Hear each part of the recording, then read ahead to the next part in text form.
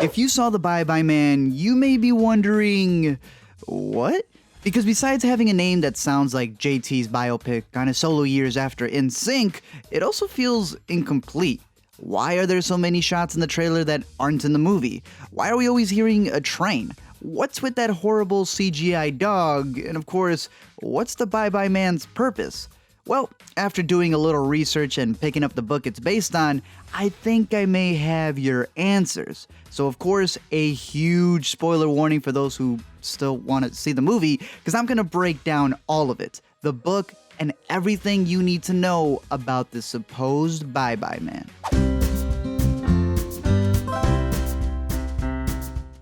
Now, a quick reminder, this is coming from the relatively new studios who also funded 2016's The Boy, a movie that was literally off the walls nonsense. They also kind of set up this movie to fail by cutting it from an R to PG-13 and moving it from late 2016 to what everyone knows is the dumping ground for movies. It's almost like they were telling you it was going to be bad. But there is a lot that they left out of the movie, and maybe that'll make the story itself a little better. Probably not. Starting off with the movie, we follow 3 young adults who buy a random house in Wisconsin only to find a drawer that has the words "The Bye Bye Man" written on it, a name that curses you. But the drawer is there since the guy from the beginning who took the time to shoot everyone who knew the name forgot to burn the desk where he engraved it in. And so thinking or saying that name causes you to be cursed by said being, and while he himself doesn't hurt you, he makes you see things that causes you to kill yourself or others. Every person you tell the name to also gets cursed, and unless you're strong enough to close your eyes and ignore all your surroundings, it seems that you're doomed until death. And, well, yeah, that happens to them. All of them end up dying except for Johnny Storm, who tells the name to Trinity right before the credits end, cursing her and I guess trying to set up a sequel? So, like I said, the movie doesn't give us a lot to work with. So, let's break it down even further by looking into Robert Schneck, a writer who specializes in the spookiness this world has to offer. He wrote a sort of anthology book made up of different stories titled The President's Vampire, where in the main one, supposedly President Andrew Johnson knew a vampire, when it was really just a dude who brutally murdered people at a dock. One of the other stories in the book was The Bye Bye Man, originally titled The Bridge to Body Island. In it, he tells the true story of what his own personal friends encountered in Wisconsin back in the winter of 1990. He changes the names of his friends in the story, but keeps the Bye Bye Man's name, so I guess we're all screwed. But just like in the movie, college students Elliot, his girlfriend Catherine, and John move into a house.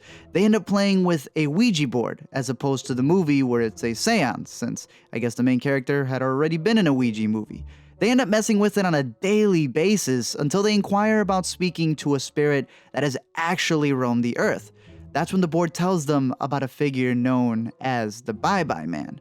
After making contact, a bunch of the crazy stuff that you see in the movie starts to happen to them. They awaken in the middle of the night at death hour, a time when your soul is considered to be at its lowest.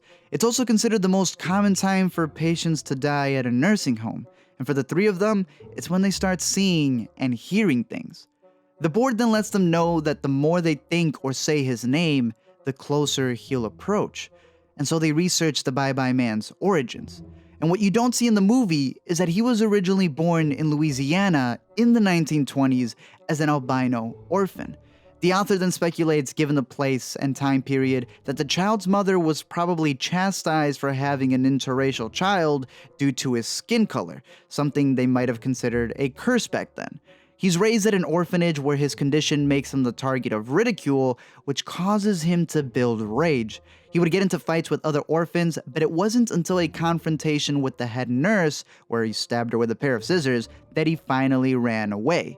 He fled to the nearest train tracks and traveled by freight trains, brutally murdering people as he still held that rage in him. Problem was, his condition also made him very sensitive to light, and it began to worsen his eyesight. And so, and don't ask me how, he started collecting the eyes and tongues of his victims, piecing them together and creating this guard dog looking being known as Gloomsinger. to help him maneuver around and capture more people. Yeah.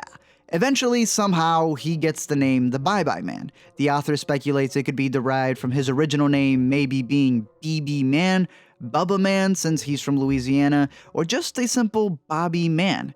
It could have also come from those bumming off the trains who then created the mythos for this serial killer and named him the Bye-Bye Man, the same way they spoke of the Hook Man or the Bunny Man. Eventually, again, somehow, the Bye-Bye Man learns to sense when people are thinking of his name and is able to telepathically track them. Supposedly, Gloomsinger can do the same thing if you think of his name, so I don't know why they didn't choose that for the movie title, but whatever, we're all going to die. Eventually, once again, somehow, someway, the Bye-Bye Man mixes in Jeepers Creepers, Freddy Krueger's, and Slender Man's traits to then have the ability to make you see things that cause you to go crazy and do harm. I'm not sure why he just doesn't attack you himself, but the man's gotta feed his Gloomsinger eyes and tongues in order for him to see and get around, so he keeps busy. Now, hopefully that kind of fleshes out why there was always random train noises throughout the movie, what the heck that flesh hound was doing, and kind of explain why the Bye-Bye Man does what he does. Obviously, none of the friends died in the real life story, they just hallucinated, got sick, and couldn't sleep for that winter. Schneck himself even questions the validity of the story. I mean, Elliot and John in real life are both writers. They tell this story every year at Halloween parties, and you would think for something that was so impacting and devastating to the lives of these individuals about a name that shouldn't be said or thought is now in theaters everywhere.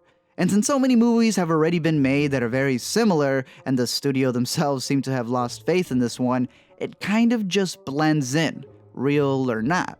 And if you've read the epilogue, you can almost taste the salt as Schneck talks about Slender Man's fame, saying, "Call it silly, but I could not watch a fictional supernatural character become one of the most notorious figures in American folklore without a pang of envy and regret.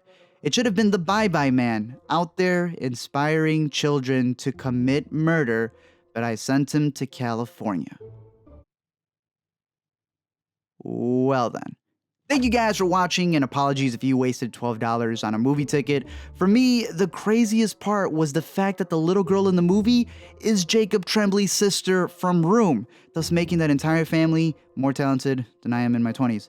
Definitely let me know your thoughts down below in the comments. It may not have been the greatest start to 2017, but I'm curious to know your thoughts on the movie, and if this video maybe fleshed it out a bit for you. We can discuss anything dealing with this movie or any others down below in the comments section, and until next time, don't think it, don't say it, don't see it, and I'll see you guys next time.